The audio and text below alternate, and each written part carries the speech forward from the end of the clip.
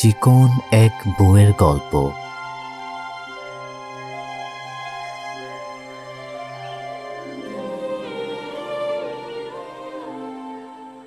হে ঈশ্বর, বুড়োটা আবার বিয়ের জন্য মেয়ে দেখছে।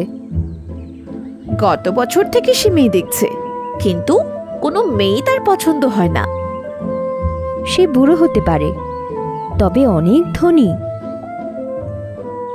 থামো তো, লোভ করো না। ওর সম্পদে ভাগ বসানো অত সহজ নয়। ওর বাড়িতে দুবেলা পেট ভরে খেতে পারাটাও কঠিন। লাইনের শেষে দাঁড়ানো মেয়েটি দেখতে তো খুব সুন্দরী। এখানে অনেকেই আছে, কিন্তু আমাকে এই ধনী ব্যক্তির স্ত্রী হতেই হবে।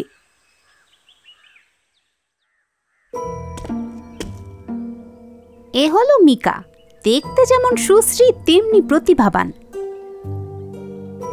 মেয়েটি দেখতে সুন্দরী আর মনে হয় কোনো অভিজাত পরিবারের মেয়ে। আমি যদি ওকে বিয়ে করি তাহলে আমার অনেক টাকা খরচ হবে। না, চলবে না। মিকাকে দেখে আপনার কি মনে হয়? আমার তো মনে হচ্ছে ও আপনার জন্য উপযুক্ত।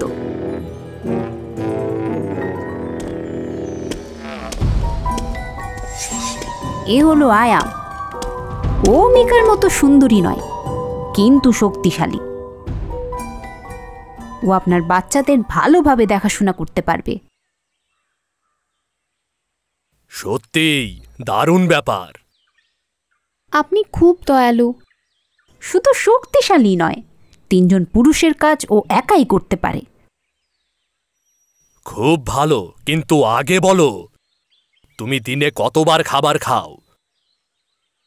আমি দিনে 3 বার খাই, তবে তা 3 জনের খাবারের সমান হয়।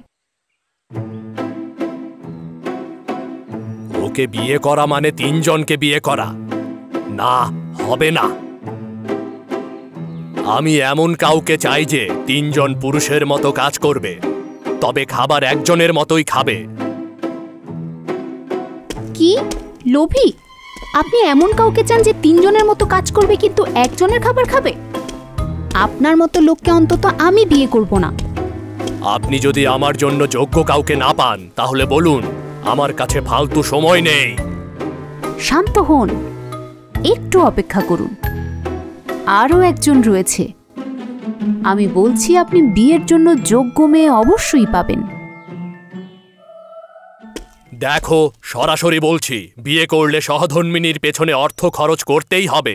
আমি এমন একজন স্ত্রী চাই, সে অনেক কাজ করে কিন্তু খুব বেশি খাবে না। তুমি কি তা করতে পারবে? এই ব্যাপার আমি তো ভেবেছিলাম কি না কি জিজ্ঞেস করবে। হ্যাঁ, আমি পারবো। আমি খুব বেশি খাই না। এমনও দিন যায় যখন আমি কিছুই খাই না। কি, তুমি কিছু খাও না? তার মানে তুমি কোনো কাজই করবে না। তোমার মতো অলস মেয়েকে আমি বিয়ে করতে পারবো না। না, আমি অলস নই, আমি খুব পরিশ্রমী। বাহ, তাহলে জলদি বিয়েটা সারা যাক। সুন্দরী, প্রচুর কাজ করে কিন্তু খুব বেশি খাবার খায় না। সত্যিই কি এরকম মেয়ে আছে? কোনো সমস্যা? আমি কি বিয়ের জন্য উপযুক্ত নই? মিচিকো ঠিক বলেছে, ও আপনার জন্য একদম উপযুক্ত। অভিনন্দন, অভিনন্দন! টাকা অবশেষে তার স্বপ্নের নারীকে খুঁজে পেয়েছি। আপনাদের জন্য শুভকামনা রইল। অনেক ধন্যবাদ। আমার স্ত্রী সত্যি সবার থেকে আলাদা। লেডি টেক দেখতে হালকা পাতলা হলেও খুব শক্তিশালী। এমন চলতে থাকলে মনিব আমাদের কাছ থেকে বাদ দিয়ে দেবেন। আমাদের মনিব সব সময় মিতব্যয়ী, আর এখন তো তিনি একজন কর্মঠ মহিলাকে বিয়ে করেছেন। অপেক্ষা করছো কেন? আমি রাধুনীকে দিয়ে বিশেষভাবে এই খাবার তৈরি করিয়েছি, শুধুমাত্র তোমার জন্য।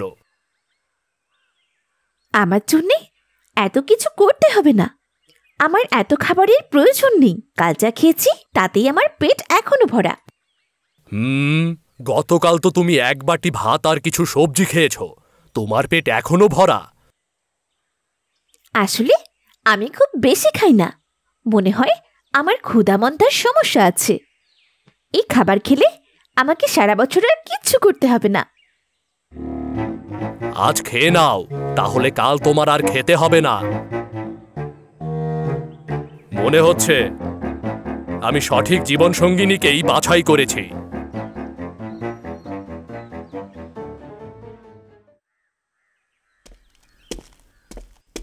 এই মাসের বাজার শেষ হয়ে গেছে। কি বলছো? আমি এই মাসে অনেক চাকরকে বরখাস্ত করেছি। কিভাবে খাবার শেষ হতে পারে? তুমি কি কিছু করেছো? আমি এমন কাজ কখনোই করব না। আমি আপনার অনুগত। এ বিষয়ে আমি নিশ্চয়তা দিতে পারি। তাহলে সব খাবার গেল কোথায়?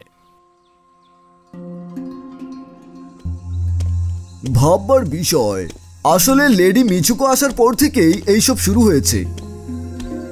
সে অনেক কাজ করে কিন্তু এত কম খায়। আপনি একটু নজর রাখবেন। তুমি ঠিকই বলেছ। আজ কাজের লোকদের ছুটি দিয়ে দাও। বাসায় শুধু আমার স্ত্রী থাকবে।